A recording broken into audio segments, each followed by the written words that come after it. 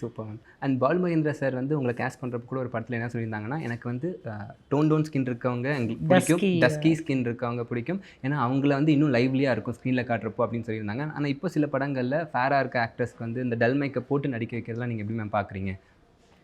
இல்லை நம்ம நேட்டிவிட்டி வேணும்னு பார்க்குறாங்க டைரக்டர்ஸ் வந்து. இப்போ கதை சொல்கிறவங்க எல்லாருமே அப்படி தானே பார்க்குறாங்க. நம்ம பெண்கள் எப்படி இருக்காங்க அப்படின்றத காமிக்கணும்னு நினைக்கிறாங்க. இதுக்கு முன்னாடி ஒரு ஃபேராக இருக்கிற ஆக்டர்ஸை காமிக்கணும் அப்படின்னு அதுதான் எல்லாருக்கும் பிடிச்ச மாதிரி இருந்ததுன்னு நினைக்கிறாங்க. பட் இப்போ சொல்கிற டைரக்டர்ஸ் எல்லாமே வந்து இல்லை நான் வந்து என் மக்களுடைய கதையை நான் சொல்கிறேன், என் மக்கள் எப்படி இருக்காங்க, என் மக்களுடைய மாநிலத்தில் தான் இருக்காங்க அப்படின்னு.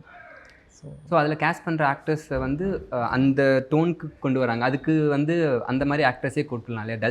டஸ்கி சின்ஸே கூப்பிடலாம் இல்லை அப்படின்ற மாதிரி இருக்கிற ஆர்டிஸ்ட்டை அவங்க வந்து நாங்கள் காஸ்ட் பண்ணுறாங்க அப்படின்னு தான் எனக்கு தோணுது. பட் வந்து பெர்ஃபார்மன்ஸும் தேவை இருக்குது நமக்கு இந்த கேரக்டருக்கு இந்த மாதிரியான பெர்ஃபார்மன்ஸ் வேணும் அப்படின்னு நினைக்கும் போது அவங்க கொஞ்சம் ஃபேராக இருப்பாங்க.